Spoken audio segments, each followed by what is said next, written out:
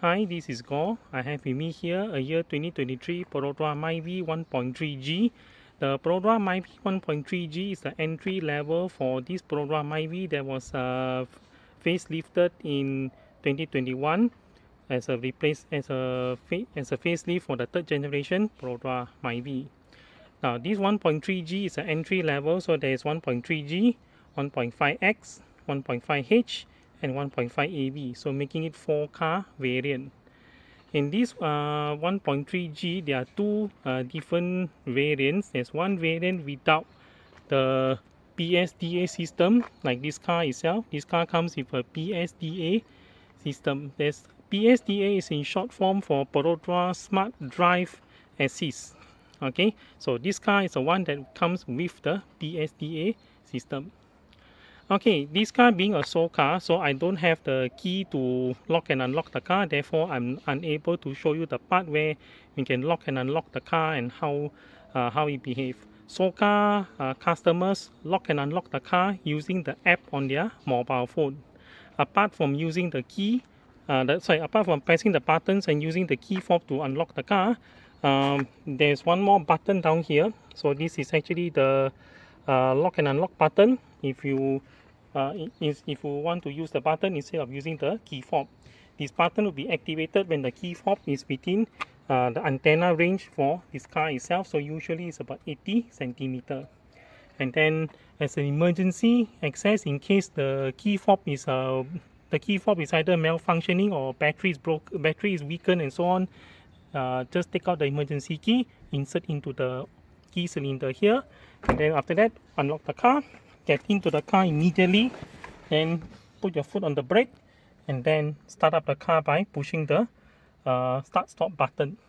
So like all other Perodua MyVI in this range, this car, in fact all Perodua MyVI comes with the push start button, a keyless entry with push start button. To start up the car, it's very easy. Just make sure the key fob is inside the car itself. Then some people just put the foot on the brake and press the button, but as for myself, I'll keep the foot off the brakes and then press the push start button 2 times so that the car will have time to do the full self diagnostics. And when all the lights, all the warning lights are left with these, put your foot on the brake and then press the button to start up the car. So the car has already started up from this. And then to turn off the engine, you just have to put the foot on the brake and then press the engine start stop button. Okay, let's have a look at the engine compartment of the car. So to open the engine compartment, there's a lever down here at the bottom. Okay, there's a lever down here. Pull the lever to release the hood. After that, get out of the car and then put your hand above the Perodua badge and release the latch. And after that, prod out the hood and then put it on the support bar.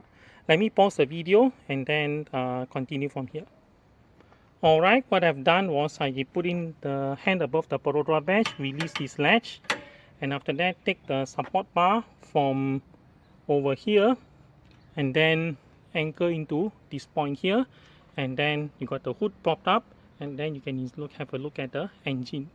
There are two variant engines found on this car itself. For the 1.3 liter, you get the 1NRVE, a 4-cylinder 16-valve engine. And then for the 1.5 variant, they get a 2NRVE engine producing 1.5. It's a 1.5 liter engine from there. All Perodua MyVIs come with DCVT transmission. Also eliminated is the 1.3G, which is manual edition. Okay, the 5-speed manual variant has been discontinued. In fact now all Perodua MyVI comes with DCVT gearbox. DCVT gearbox is actually a CVT gearbox with ability to simulate a 7-speed automatic transmission. Okay, let's have a look at the car. Down here you have your brake fluid reservoir. The ABS pump is here. This car comes with ABS. And then down here, this is your engine oil dipstick. And then this one down here is an engine oil filler port. Then your main radiator filler is here. This is your reserve. This is a reservoir. This is a radiator reserve reservoir.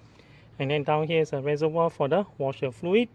Then there's a battery compartment, and the fuse box is located at the back over there. Since this car is a DCVT transmission, there is no dipstick for the automatic transmission fluid. Alright, then continue down here. This car comes with fully LED headlight. Okay, so this is the position lamp in there, fully LED. And then the main head beams are actually projected by these two compartments, this one and this one here. These two here are the main head beam, low beam. The high beam is actually projected by this compartment here. And then this one down here is a front turn signal. There are no front parking sensors, neither does this car come with any daytime running lights. Alright, let's continue from where we stopped. The side turning signal is actually located inside the side mirror down here like this. The side mirror on this car are manually foldable, so that means need to fold in manually, and then fold out manually. Okay, this car comes with a 14-inch rim for all its tires. The tire size is 175/65 R14. And then on the front, you get the ventilated disc brakes. You can see from here. Then the back, similar tire, similar wheel size, and then it comes with a drum brake. Okay, at the back of this car, this is the third brake light. This car doesn't come with any spoiler at all, so the third brake light is located over there instead of on the what they call it, the spoiler itself. And this part down here is LED for tail lamp, and then I can see seems to me like a T15 bulb in here for the reverse lamp, and then this is a T20 bulb for the rear turn signal, and then the brake lamps are LED inside this compartment down here. This car comes with a reverse sensor, and then at the same time there are no rear fog lamps or any other additional lamp at the back of the car. Alright, and so much so for the exterior of this car. Let's get into the inside. Okay, on the driver door trim, you get the door lock and unlock button. It's the lever to open the door. It's the door holder for you to close and open the door. You got power window control down here. Then there is a cubby hole together with the bottle holder, and then the speaker for the front door. Then down here, this one turns on and turns off the eco idle. So the eco idle, you need to drive off the car, then the eco idle light will light up, and then press this one to turn off the eco idle. Alright, then this one turns on and turns off the traction control, so press and hold down. Then the traction control has been turned off by the DRC light down there, and then pressing again turns back on the eco idle. Alright, press this button down here to turn off the anti-collision system. So anti-collision system off is determined by this LED over there. So there's the anti-collision being turned off. Pressing it again turns back on the anti-collision system. Then with the headlights on, push this button here to activate the auto high beam. So auto high beam has been activated over there. Then we shall see later in the video how the auto high beam actually handle at night.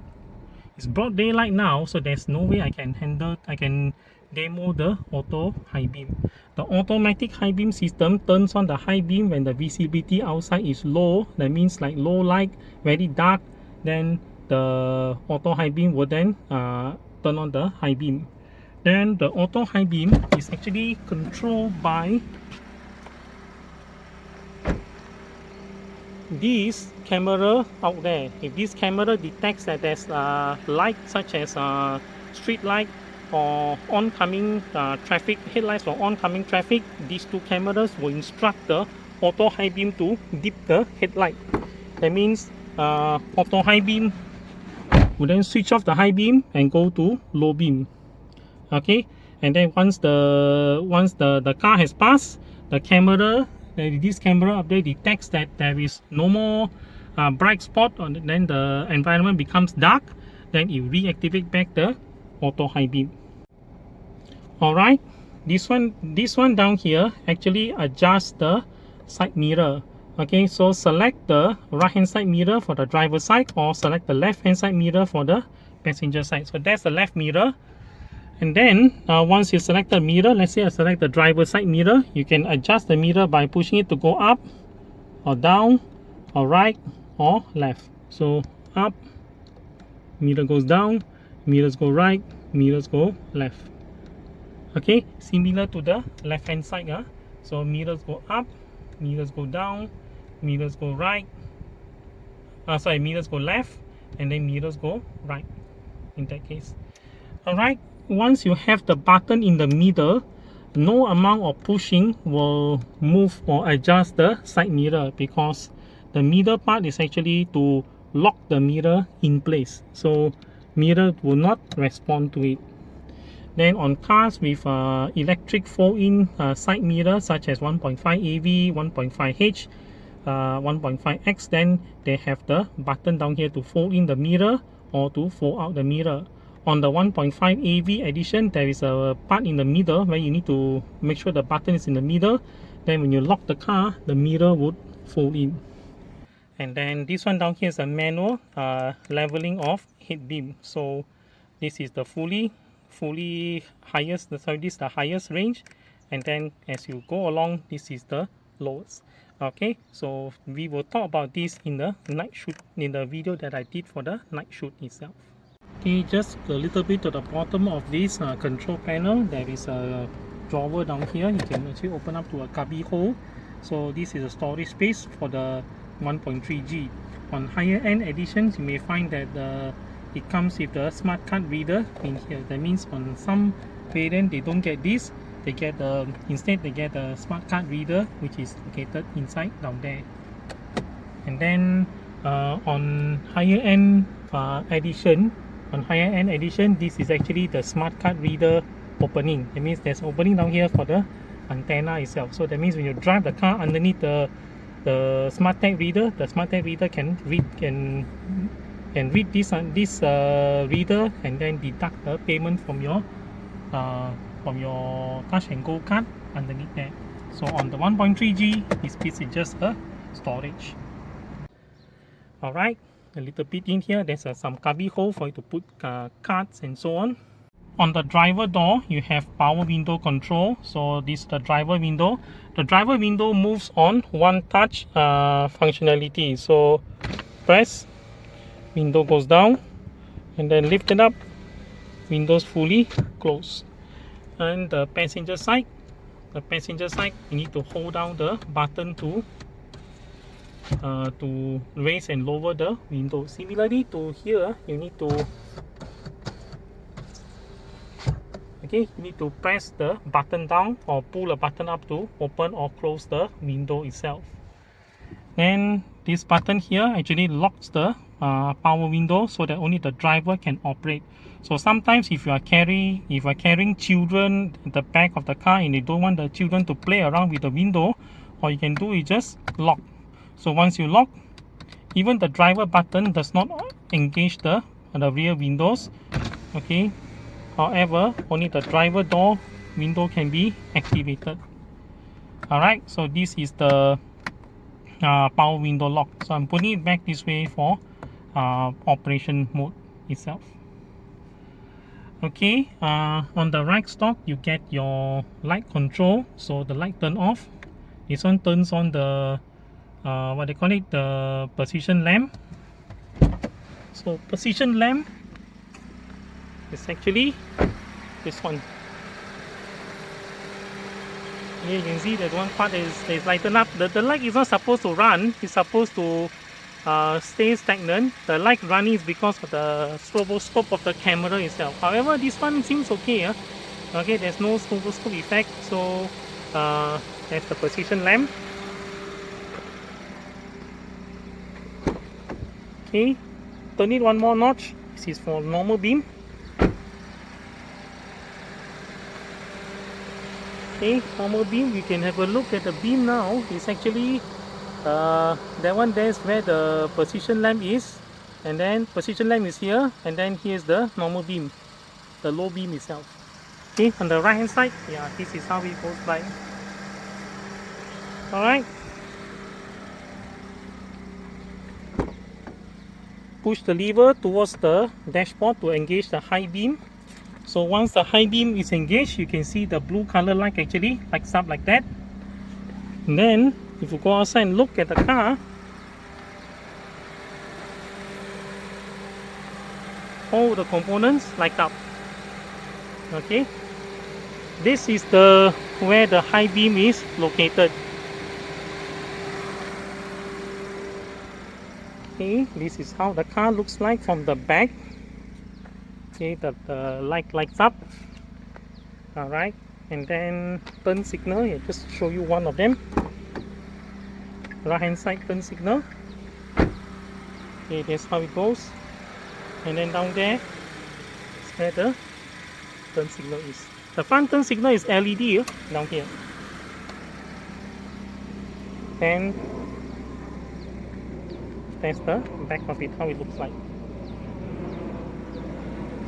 Alright, turn signal can be achieved by this way, for left and for right.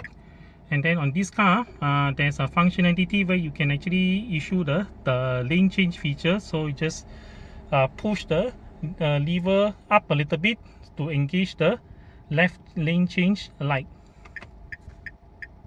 Okay, you notice that the light blink 3 times, and then if you push it down like this, it engages the right hand side lane change feature. The light blink 3 times, and that's it. Okay, then pull the lever towards you to activate the flasher. So you can actually flash your high beam in this way to warn traffic of your approach, or maybe some warning and things like that. Then on the left stalk itself, on the left stalk you get the wiper control. Let me raise up the wiper because I don't want the wiper to scratch the windscreen. It's a dry environment at the moment. Alright, I have lifted up the wiper. To clear the window from maybe droplets of water on the windscreen, that you don't need the wiper to sweep more than once. All you have to do is just lift this lever up like that. The wiper activates one time, and then push it down for intermittent sweep. So you can see the wiper actually sweeps intermittent. Just wait for the time to come. I think it's about 9 seconds. And this car comes with a variable intermittent wiper according to speed of the car. You can set off this feature like that, and then after that is regular and then fast. I can't keep the fast too long because it might the wiper slam on the windscreen a few times already, so I didn't want that to happen again. And then to activate the rear wiper, all you have to do is just twist the knob this way for rear wiper. So rear wiper, this is intermittent, but as I've seen together with the Perodua Axia, when you first turn on the rear wiper, intermittent mode, the wiper actually sweep 1, 2, 3, a sweep 3 rounds, and then before goes to intermittent. Okay, I turn it off and turn it back on. So 3 times sweep the windscreen, then after that it goes to intermittent sweeping. Alright, and then push it up again one more to the last notch. So this one actually works on regular. Okay, to activate the front screen washer, pull the lever towards you. Activate the front windscreen washer together with a few sweeps of the wiper. To activate the rear washer, all you have to do is push the lever back. Okay, and then you need to turn on the wiper to sweep the windscreen from there. So this is how the left stalk actually works. Okay, let's suppose that it is raining likely, so we engage the intermittent wiper like this. So we drove, okay, put the car to drive. Okay, we drove forward, then we reach a parking space. We want to reverse into the parking. The rear wiper can turn on and sweep the windscreen 3 times once the car engages the reverse gear.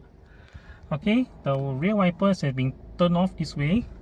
I'm putting the car into reverse, so keep watch on the rear wiper. Okay, the rear wiper sweeps second time already, third time. So notice that the rear wiper sweep 3 times to clean off any water remnants on the rear screen so that you have a clear vision when you enter your car park. Okay, this is an instrument cluster of the 1.3G. So for 1.3G, on the left dial itself is a tachometer. The multi-info display is in the middle, and then the speedometer is on the right hand side. And then on the instrument cluster itself also do come with the warning lights. Okay, let me show you the warning light. I need to turn off the engine and then turn it back on again. Okay, that's all the warning light, and then as the diagnostics actually pass, the lights one by one go off. Alright, so that's the instrument cluster. On the instrument cluster, there are 4 pieces of button. There's one to engage the hour, and then the minute of the clock itself. So press this lever here to press the lever and hold down to change the hour of the clock itself, and then press the other one is to change the minute field. So this one, the time, let me see what the time is. The time is 11:39, so let's bring it back to maybe 11:39 in the morning.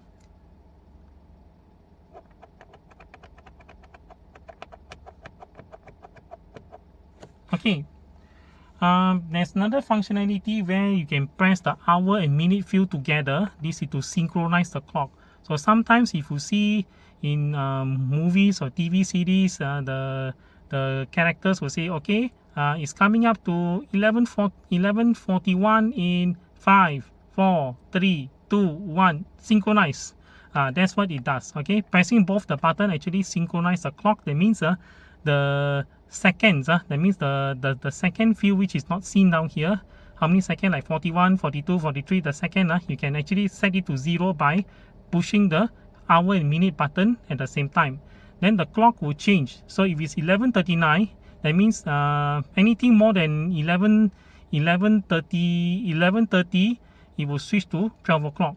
Okay, so if I press both buttons, this clock is going to change to 12 o'clock, and then the second will actually set to 0. Okay, so that's why I call synchronizing the clock. So pressing both buttons at the same time synchronizes the clock to 12 o'clock. Then after that, you can set your hour again. So it's 11, I think it's 11:40 right now. Okay, 11:40. Okay, so pressing both buttons synchronize the clock with any other clock that you want. Okay, this button changes the display at the lower part of the multi-info display. So this one actually toggles the lower switch between odometer, trip A, trip B, and then together with the eco idle timer. So this is the eco idle timer for the car itself, for current itself, because I've just started the car. So this number resets every time you turn on the this number reset every time you turn off and turn back on the engine. So this one will actually record how many minutes, how many seconds the car has entered eco idle mode. Eco idle must be turned on first before this can happen. And then this is the cumulative eco idle timer. The cumulative eco idle timer is actually the total of the time where the car actually went into eco idle. So this car, according to the reading, this car is actually have already stopped for 28 minutes 39 seconds cumulatively under eco idle. This one you can reset by pushing down the odometer trip meter button. It reset. Then after that, it begin the fresh count. Okay, and then this is the meter illumination control. This one adjusts the brightness of the meter. So pressing and hold down adjust the meter brightness. Okay, now it goes to minimum brightness, and then if you press it down again, it goes back to maximum brightness. There are 2 settings for the meter brightness. There's one with the headlights turned on, this one with the headlights turned off. So currently you see headlight has been turned off. So headlight turn off, you set this brightness is for daytime mode or headlight turn off mode. If you turn on the headlight, or that's maybe the position lamp, you can also adjust the meter brightness, the illumination brightness you can set from here. So it cycle between maximum and minimum. Okay, minimum, then it goes back to brightness. Okay, to prove the point to you, okay, so for this one I set to 4 bar. Okay, when I turn off the head beam, this just now I set the daytime to 5 bar, and then when I turn back on the headlight again, it goes back to 4 bar. So this one proves that there are two modes for this meter brightness, one with the headlight turn on and one with the headlight turn off. I'm setting it back to this level because I found the car in this level, and then pressing it again, this returns back to odometer. Okay, so you can cycle between odometer, trip A, trip B, then the eco idle timer, the brightness, and then back to where I am. Alright, to reset the trip A, just make sure the display is on trip A. Press and hold down the odometer trip button, then it will reset the trip A to begin a fresh count. And then trip B also you can reset, but then trip B I don't want to reset because I booked this car for 50 kilometers drive only, so I want to make sure that I don't overshoot the number. Yeah, you can reset by pushing down the odometer trip meter button. This one you cannot reset because this one turns off by itself when you off the engine. This one, yeah, I have shown you how to reset it, and then this one I've shown you how to adjust the brightness. Next one controls the display. That means this one changes the middle part of the multi-info display. It switch between average fuel consumption and range. Range shows 336 kilometers. I can drive for 336 kilometers based on this level of fuel. Okay, so I can still drive for 336 kilometers, but please take this number as an advisement only, because we do not know about the traffic conditions. So if the road is busy, you may find that the fuel consumption is a little bit higher, and then you see the car not even moving, the range actually dropped already. That's because even though the car is not running, it burns fuel. Alright, if you continue after the range, then the next one is current fuel consumption. The car is not moving at the moment. Okay, it's 0, it's not moving at the moment. So there is of course no current fuel consumption figure found in here. Okay, so CFC, current fuel consumption, is 0 at the moment. This one show how many kilometer per liter. Alright, to reset the average fuel consumption, press and hold down the display lever, then it will set back to 0, and then you need to drive a few kilometers to get back this number out here. Okay, the range however cannot be reset because the range is actually calculated based on the amount of fuel and then how many kilometer per liter fuel consumption. Okay, the next stage we're going to look at is the customization of the car functionality using the auto trip button. So you can access that menu by using the auto and trip meter. If you look at these settings can also be found on your user manual of the car, starting from page 2-17, 2-18, and then 2-19, and finally 2-20. So some of the settings include pre-collision warning timer, steering assist, and then locking and unlocking the door when the ignition is on or off, and also answer back functionality and so on. Some of them I can show you to you, some of them I can show you we set the setting, then we go outside to look at the car, and then we come back in again. Alright, so the first one, press to access that menu, press and hold down the auto and trip meter to access the vehicle customization. So down here you can see average fuel consumption is now blinking, and then 01 setting is off. 01 setting, if you turn it on, it will reset the average fuel consumption after refuel. Okay, so default is actually off. You can turn it on by pressing the auto and trip button to turn it on. Okay, once it's on, the average fuel consumption would reset after refueling. Okay, press and hold down to change between the settings down there. Then setting number 2 is trip meter A or trip A reset after refuel. Default is off, and then if you like it to turn on, you just press and hold down the auto trip button until it shows on. Okay, so you can indicate, the indication down here is actually the letter A, indicate that this setting is related to trip meter A. So 01 and 02, if I turn it on, that means the car will reset them after what they call it, after the refueling. 03, if you see down here, the A is actually blinking. That is the eco idle timer. So if I turn it off, that means when the car reach eco idle, it doesn't display the eco idle timer. And then if I leave it on, it will display the eco idle timer. Okay, so let's take a drive in this to see what it is all about. Okay, to take the drive in it, I need to exit from the menu. To exit from the menu, just press the auto trip button until it returns to N, until you show the word N, END, default, and press and hold down, it goes back to normal. It goes back to your odometer display. Okay, yeah, so now eco idle timer is set to on. That means the car will display the eco idle whenever the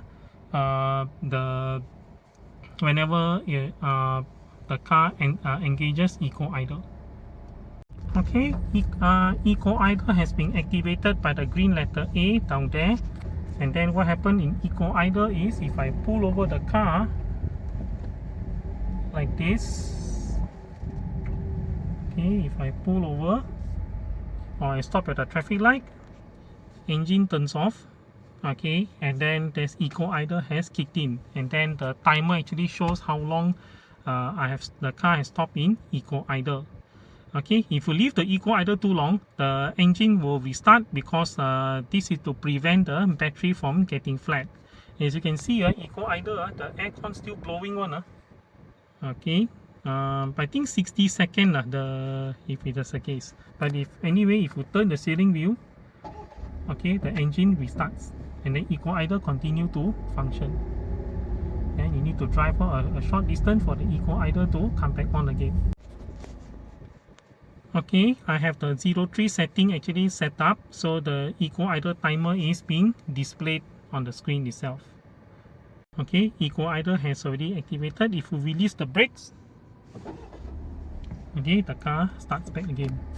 Alright, let's turn on the setting. Let's turn off the setting number 3. So 03, let's turn it off. If I turn it off, eco idle won't be the eco idle timer won't be displayed. Okay, let's see how it works. Okay, I managed to get the eco idle to activate. You see now, the display show odometer. It doesn't display the timer for the eco idle. Okay, so that's how the setting is when eco idle is being turned off. Eco idle timer display turn off. Okay, next setting is number 4. Number 4 is achieved by here. Number 5, actually the setting is between low pitch and high pitch. So this is front vehicle departure buzzer volume. So low volume versus high volume. Okay, so I set it to high. And then number 5 is lane departure warning buzzer.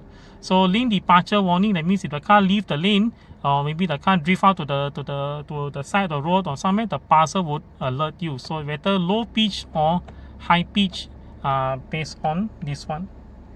And then number 6 setting, you see the eco idle light is blinking. So this one actually turn on or turn off the eco idle light. Okay, that means eco mode will still be on, but the thing is the eco light won't light up when the car has entered eco mode.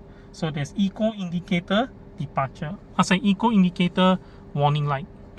Next one is 11. Number 11 is front vehicle departure alert. Do you want to turn it on or turn it off? If you turn it off, then front vehicle departure the alert won't work. So you will not be alert if you didn't move off. and then this is the on or off feature. So you're turning on front vehicle departure alert. Then there's also a timing in the old MyVI, in the first model of the third generation Perodua MyVI, that is already equipped with front vehicle departure. But then at that time, the car is fixed at 3 seconds. Okay, 3 seconds to set. So this car now allow you to set between 1 second, 2 seconds, or 3 seconds.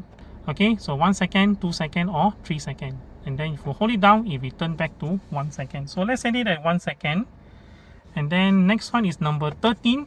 Number 13 is pre-collision warning timing. That means this one is where the PSDA alerts you that there's a impending collision on the car. So how long do you want to delay the timer? So this one people set it as soon as possible. So we will set at 1 second in this case. So it's a toggle between 1 second, 2 seconds, or 3 seconds. Number 14 setting. Number 14 is called lane departure warning timing. Lane departure, that means your vehicle drift out of the lane. Maybe you fall asleep, and then the vehicle, maybe you fall asleep or sleepy while driving. Then if your car enters the neighboring lane, how fast you want the alert to alert you. Press and hold down to toggle between 1 second and 2 seconds. Okay, so next one is steering assist. Steering assist is number 15. So do you want the steering assist to turn you or take you back to the lane? That means wake you up by tilting the steering wheel. Okay, so this one is either turn on or turn off. Okay, so on, that means if the lane departure detects your steering, actually detects that your car drift into the neighbor lane, the steering alert can actually toggle this way or this way, depends on the lane orientation. So this is a setting between the on and off. Number 21 setting is next. This is called vehicle speed link door locking function. This one is, if it's set to off, that means the next one is set to on. The next one is called shift position link door locking. That means 21 and 22, it allows you to select whether the door will automatically lock when the car reaches a certain speed, or when you change gear to drive. Alright, so you can only have one of each. You cannot have both on. So if 21 is set to on, that means you want the door to lock when the car reaches a certain speed. 22 automatically switch off. Okay, 22 switch off because 22 says, hey, 22 says door lock when you change gear. Alright, so now I have set the car to door locking when the car reach a certain speed. Okay, let's take a drive and demo that part. Alright, I'm going to unlock the door, open the door, close the door, put the car to drive, put the seat belt on, and then let's take a drive and see whether the door would lock. So you see, the door is unlocked. Alright.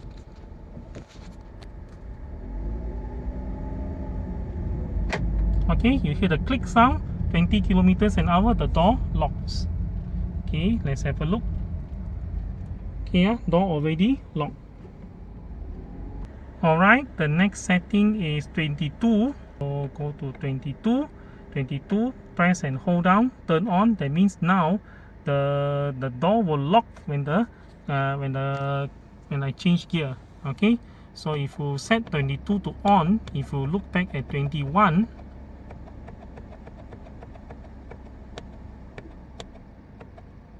setting has been switched off. Okay, unlock, gear is in P, unlock. Okay, door opens, close, and then listen to the door locking when I shift out of P. Okay, door already locked. Okay, door already locked. Alright, the next one is 23 is on. That means when I shift the transmission to park, the door would unlock. Okay, so lock the door. Alright, go to drive. Okay, reach my destination, pull my handbrake, and then shift the park to shift the gear shift to P. So here the door unlock when I shift to P. Alright, so door unlock already. Next one is number 24 setting. Number 24 says unlock when ignition off. So if I turn on this one, turn on 24 setting, number 23 will be turned off. That means you have to select either the door unlock when you change to park, or the door unlocks only when you turn off the ignition. So 23 is off means the door will only unlock when I turn off the ignition. Okay, the door will unlock when I turn off the ignition. So lock the door. Alright, put the car to park, off the air conditioning, and then okay, and turn off the ignition. Turn off the ignition, the door unlock. Next setting will be 25. So 25 and 26 comes hand in hand. 25 actually it says answer back volume. This one actually configures how loud you want the car to beep when you lock and unlock the car. You can hear from the outside. Very soft. If I set to number 5 and see. Alright, something louder. And then 7 is the loudest. Alright, let's get out of the car and see. Okay, I'm going to turn off the volume. So I'm going to set to 00. 00 actually is silent in this case. Okay, let's lock up the car and see how the car sounds like. Alright, I'm outside the car. So let's lock the car and see how it goes. Lock. Okay, the turn signal blink and then the door is now locked. As you can see right now, door lock. So 25 setting I set to 0. That means it turns off the it set the car buzzer. That means the lock and unlock buzzer to minimum loudness. Turn it back on. Turn it unlock. Okay, silent. Okay, let's set it back to maximum. So set 25 to maximum.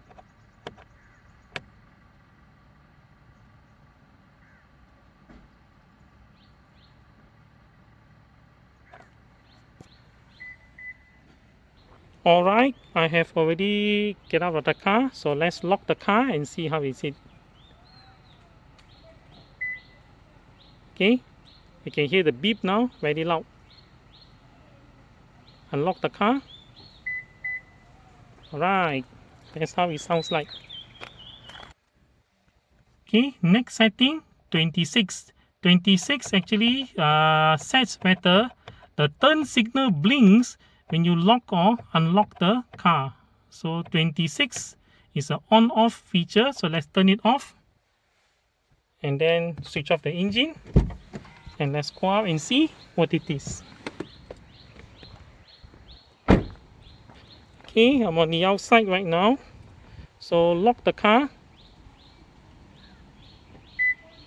Okay, you can hear the beep but not the turn signal. Yeah, that's how you set the answer back signal. Okay, next setting is 31. 31 actually is an on-off functionality. So if I turn it off, that means the front screen intermittent wiper, it is not speed related. That means it's fixed interval. Regardless whatever the speed it is, it will be fixed interval. Okay, I've lifted the front wipers. So let's set it to intermittent. You can count how many seconds from the interval. Okay, let it reset. 1, 2, 3, 4, 4 seconds. Okay, 4 seconds. Alright, let's take a drive and see whether the interval changes. Now please do not film while driving. I film because this road has been cordoned off. There's no traffic coming in. So I'm now increasing to 20 kilometers an hour. You find that the wipers are actually fixed interval. Okay, let's set it back to on. Okay, turn it back to on, and if I engage it right now, so the car is not moving. So let's see what's the interval like. 1, 2, 3, 4, 5, 6, 7, 8, 9, 10. 10 seconds. About 10 seconds. Okay, let's move it off and see. Let's move it off. Okay, I'm moving up to 20 kilometers an hour.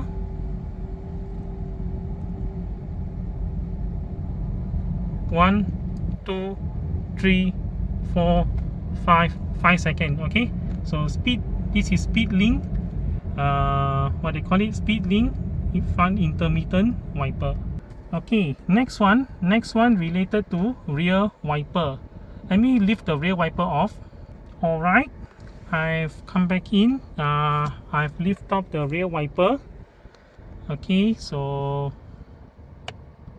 let's set number 32. 32 is to toggle between whether do you want the rear wipers to activate when you put your car into reverse. So 32 setting default is on. So if it's on, and then my front wipers are working, and then if I suddenly put the car into reverse, the rear wiper comes online 3 times. Okay, so if I turn it to off, okay, okay, my front wipers are activated, and then if I put the car into reverse, the wiper doesn't activate. Alright, next setting is 41. 41, it turns on and turns off the lane change feature on the car itself. So if it's on, if I tilt the steering, if I tilt the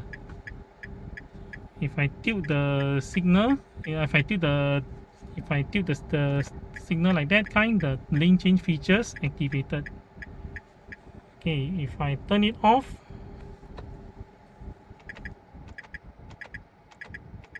you see, lane change feature has been turned off. Okay, so if I keep it on,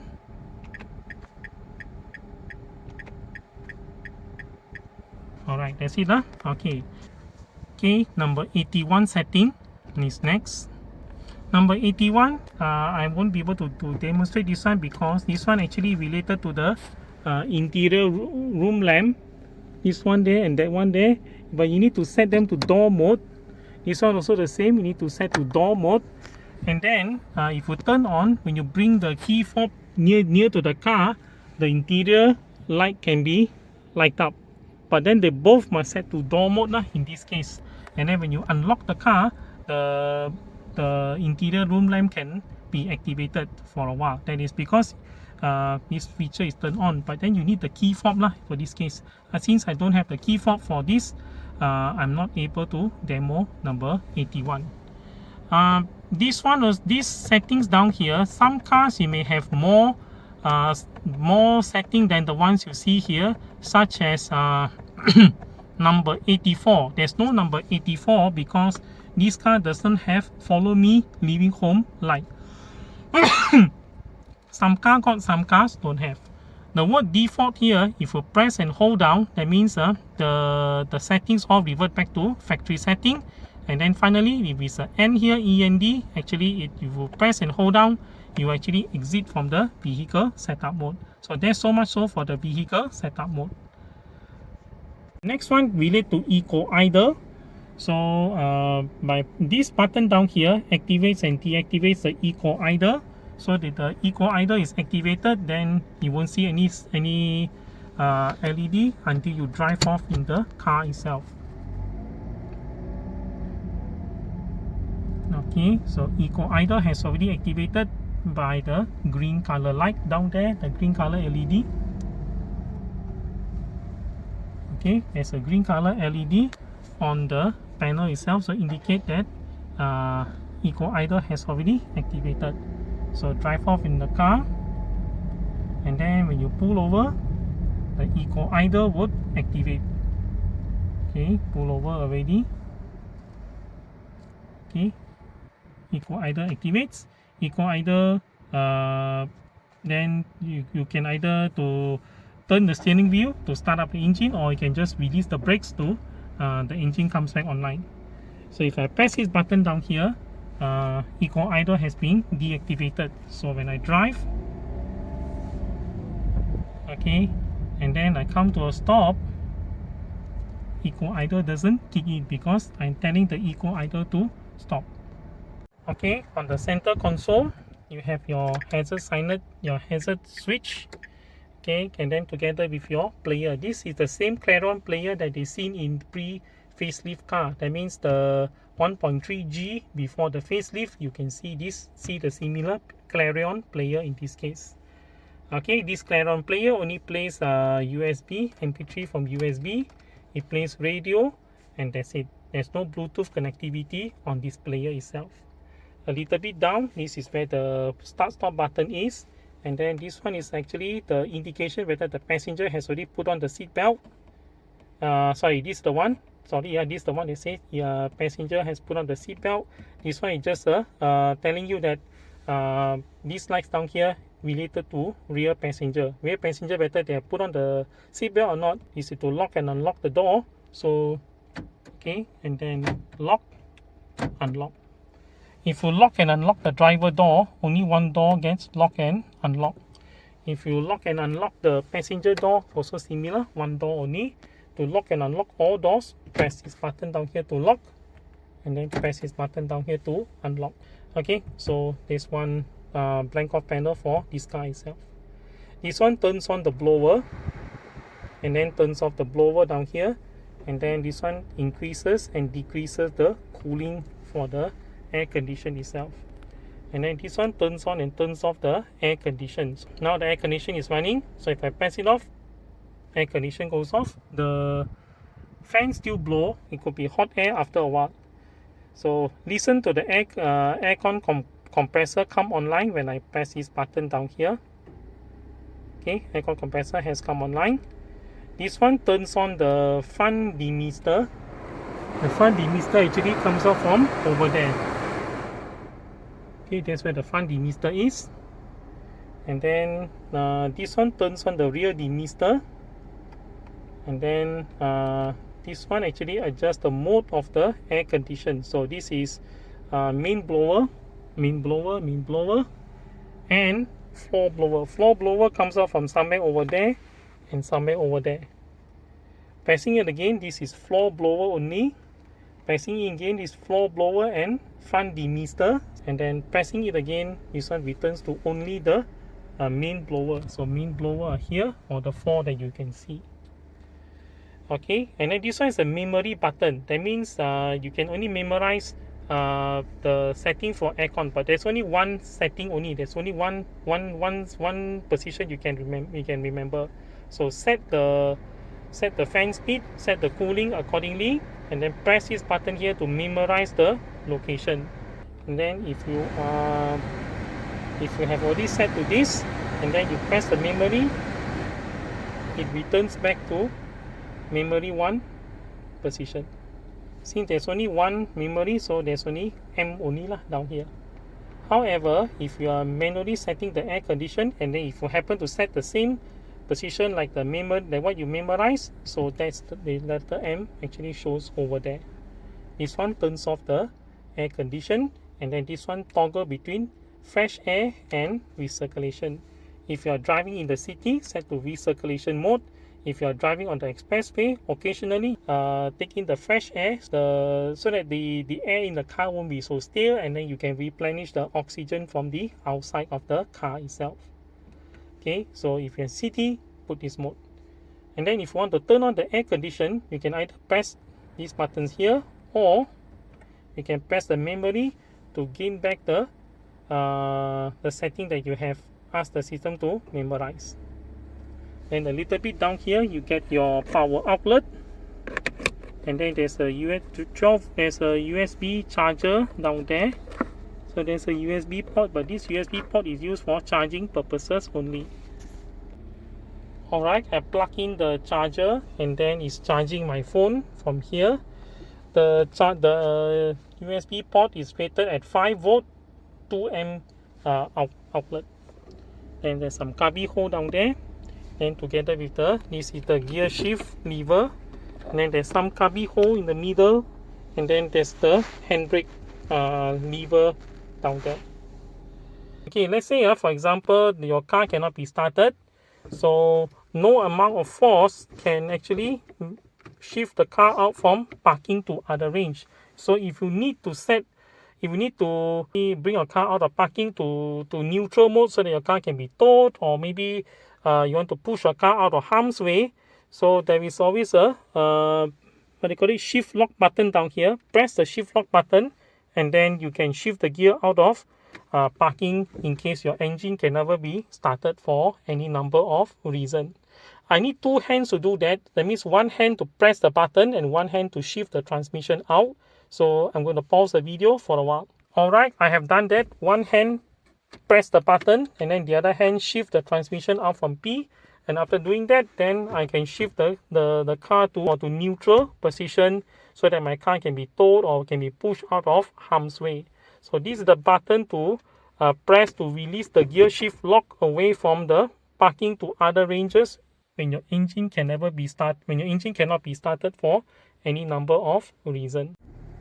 Okay, this car to get assist grip for the passenger, the rear passenger, the front passenger, and then on the sunshade you get the vanity mirror for the passenger sunshade, and then down here is your interior room lamp. So you get map reading lamp for the passenger and also for the driver itself. And then this one is actually the interior lamp for the front. So if you set it in this mode, if I open the door, the light lights up. Close it up, the light goes off.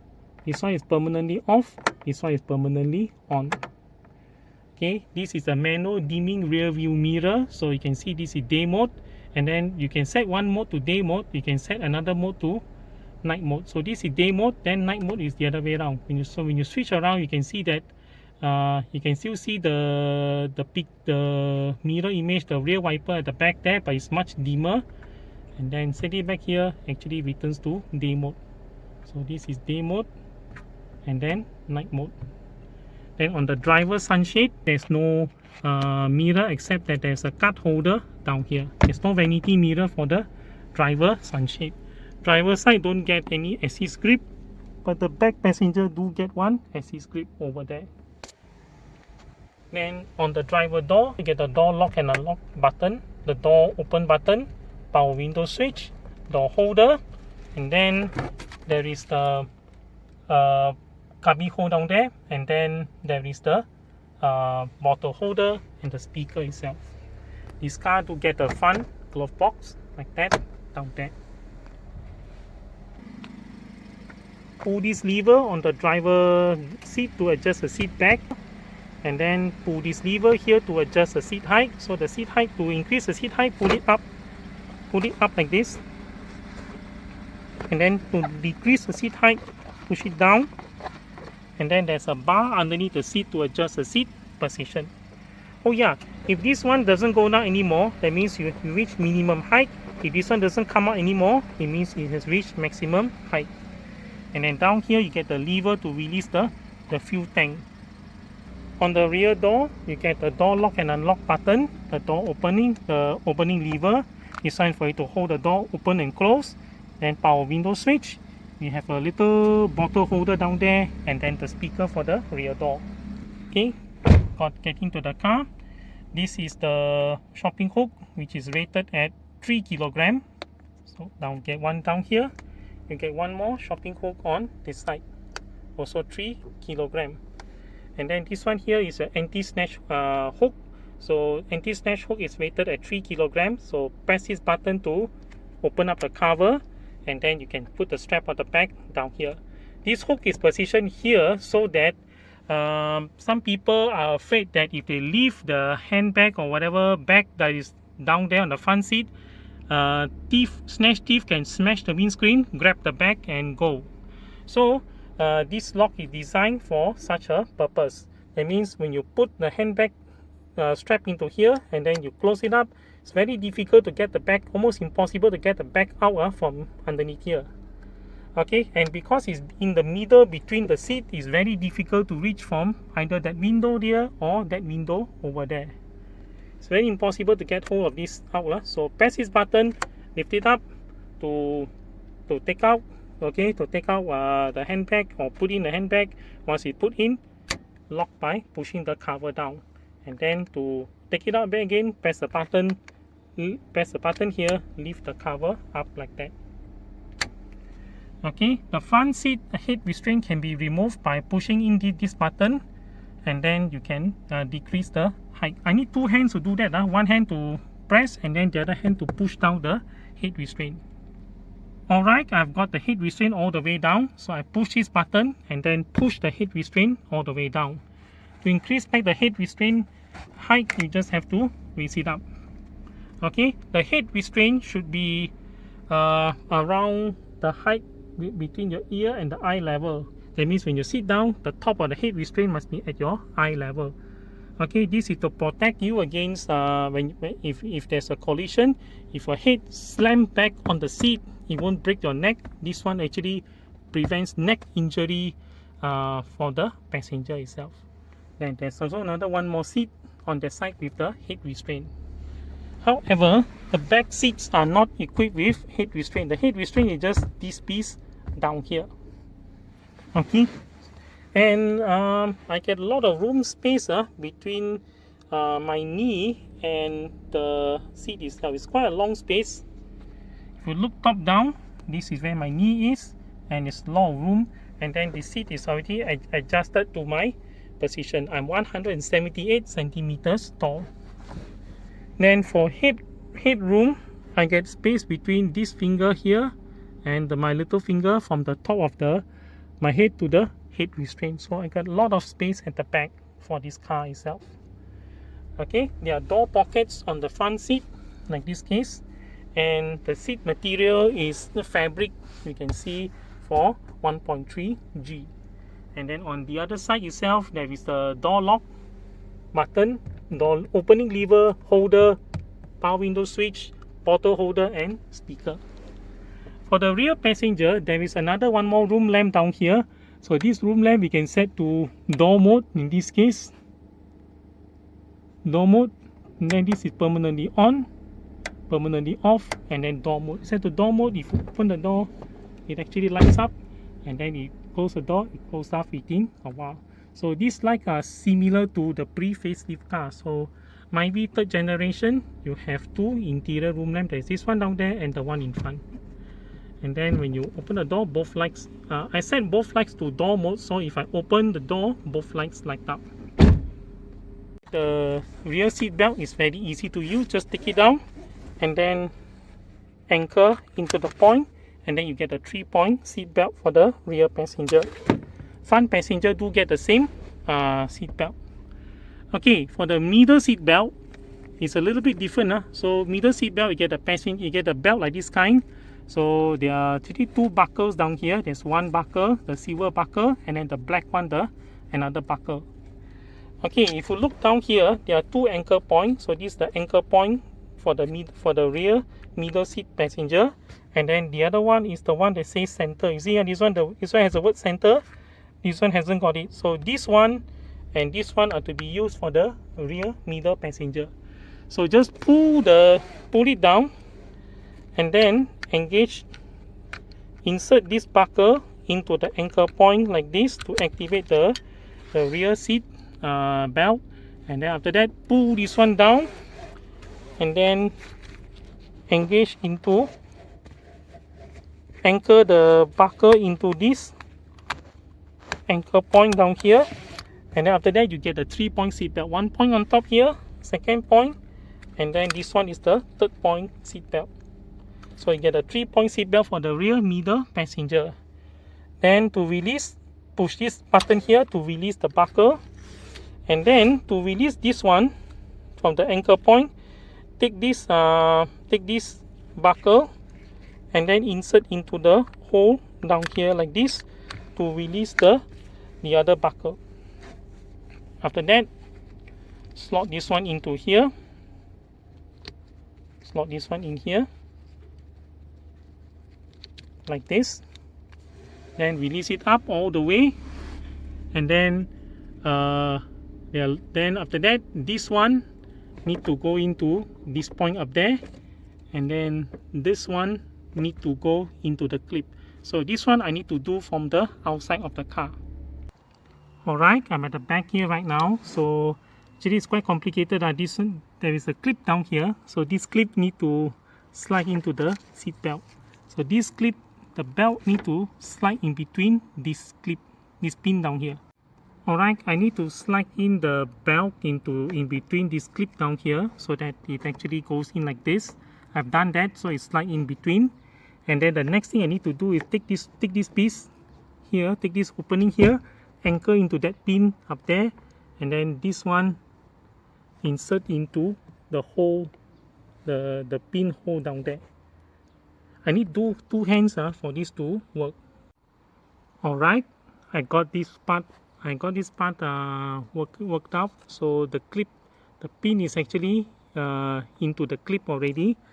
Then the last one is to take this piece, insert into there. Alright, I got it in there already. So that's how it looks like, and that's also how it holds out. So this will actually keep the middle seat belt away from the driver view. So that means it doesn't obstruct the driver view from out there. The belt is securely fastened in there. Okay, to open the tailgate of this Perodua MyVI, put your hand underneath the Perodua badge and press the button. So once you press it, the tailgate can be released out. So the tailgate release button is actually this one. So you can hear the sound of the motor releasing when I press the button. It's actually coming from inside here. This is the interior of the boot, how it looks like. And then there is a lamp over there for the interior boot lamp. And then this is the carpet. Underneath the carpet, there should be a spare tire down there. The spare tire is actually a full-size spare tire, which is a 175/65R14 tires, short with 14-inch rim.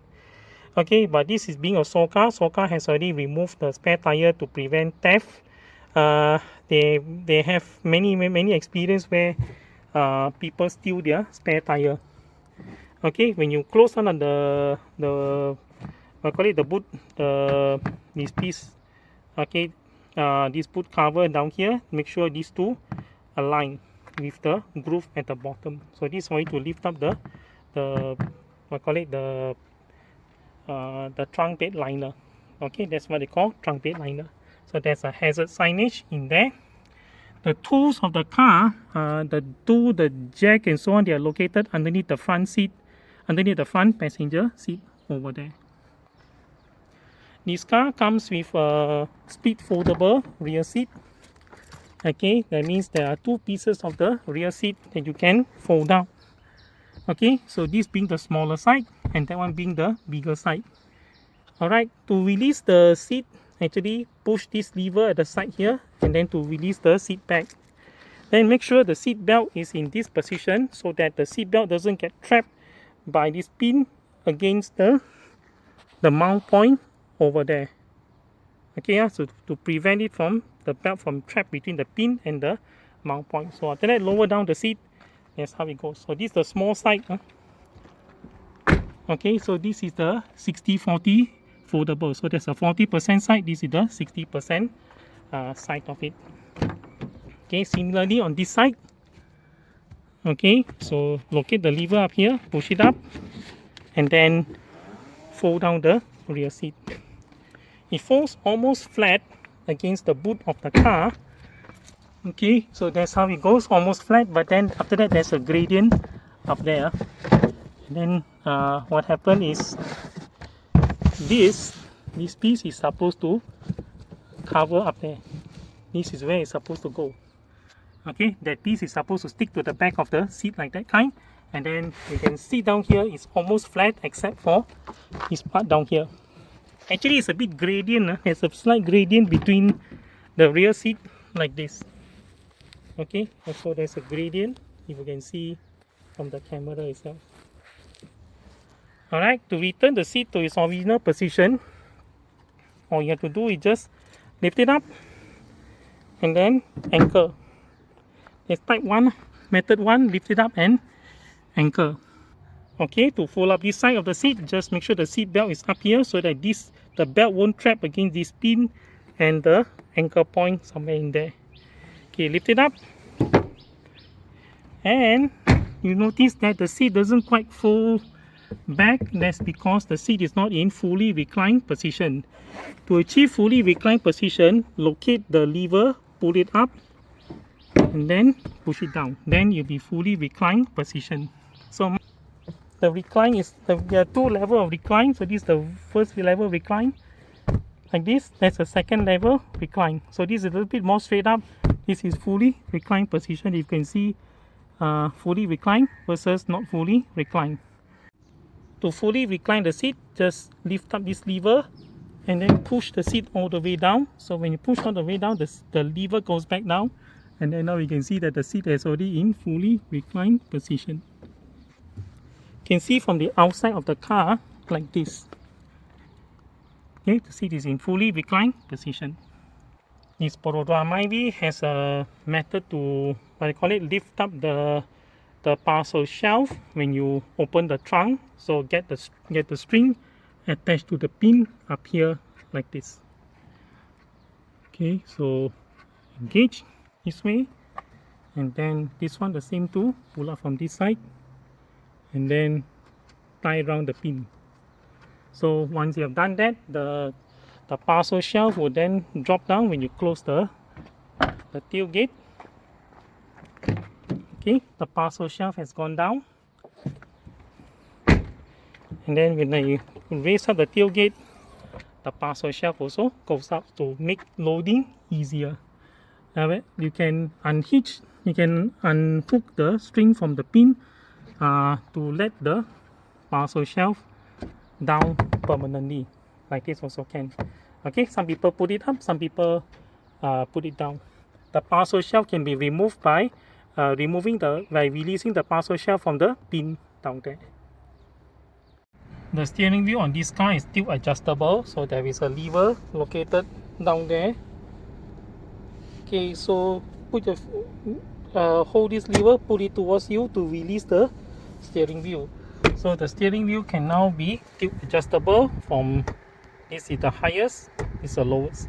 So when you tilt your steering wheel reach a desirable height, all you have to do is just go down there, push this lever all the way down to secure the steering wheel. This car comes with a DCVT gearbox. That means this is a CVT gearbox taken from Toyota, and then with the ability to simulate a 7-speed transmission from here.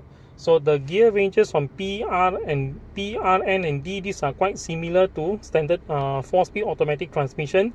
So P for parking, R for reverse, N neutral, and then D for drive, regular drive. Okay, then the S range is used for climbing up the slope, and then B range is used for engine braking when you go down the slope itself. Now when you engage the S range, okay, it will show as letter S on the multi-info display over there. So this car will now the transmission will now engage the gear to give you a better speed up the slope, up the long steep slope itself. Okay, and then the last range, which is the B range of gear, this is used for engine braking when you descend a slope. Okay, descend a slope, then the gearbox will shift the gear to give you maximum engine braking from here. Okay, so this is the DCVT gearbox. Is equipped with all Perodua MyVI, either 1.3 or 1.5. Okay, I'm trying to get the lane keeping feature activated and show it to you how it goes. Please do not try this on your own, because it's quite dangerous to film while driving.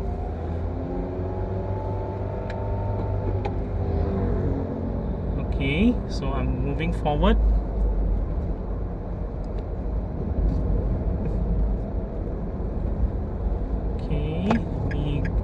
lane keeping feature will only be activated at speeds above 60 kilometers an hour.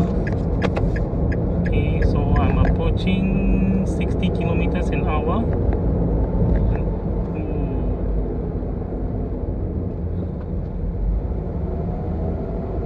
Okay, I try to get to 60 kilometers an hour. Okay, it's already 60 kilometers an hour. So I try to keep the lane keeping feature to see whether it will activate. If I try to, lane keeping feature is alerting me and then pulling back the steering wheel. Alright, this is how the Perodua MyVI looks at night. So this is the instrument cluster. And then moving slightly to down here, this is the player and the hazard switch above. So you can see much better once I adjust the dimming itself. And then a little bit down, this is the air condition control or the climate control. So once adjusted brightness, that's how it looks like. And then a little bit down there, this is how the gear control looks like. It's actually, some of the letters are actually blocked by the gear stick just now, so it's P, R, N, D, S, and B, like what we described earlier in the part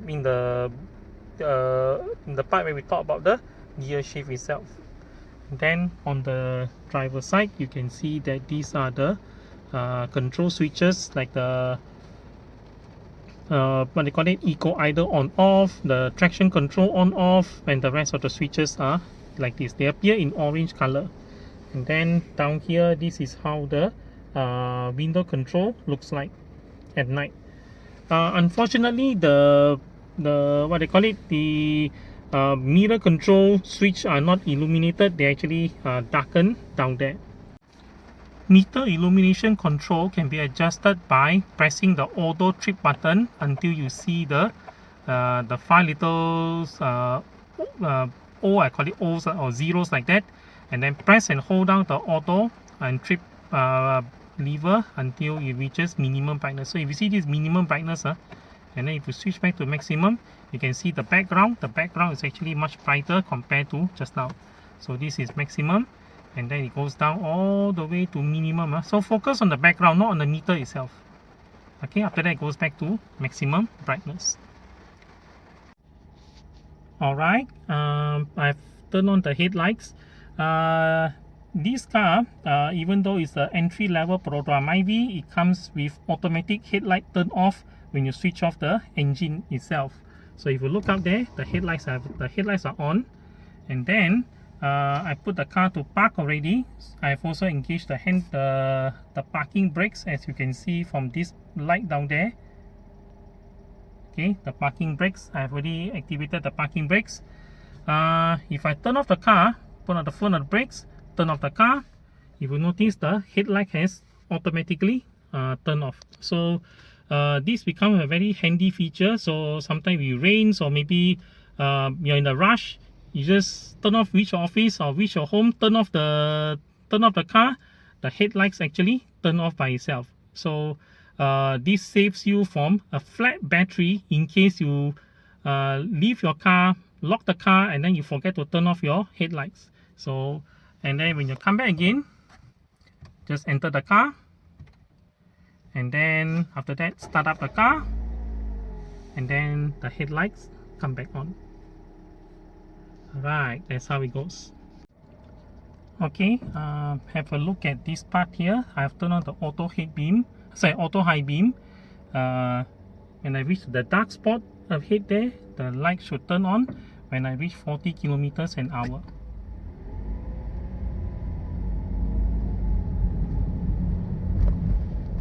Alright, there's the auto high beam coming on, and after that the auto high beam goes off when I reach the bright spot or when the speed drop below 20 kilometers an hour. Okay, we're going to look at the manual headlight leveling. So if you can see the picture, the center picture, if you can see where the light leveling is, this is currently at position 0.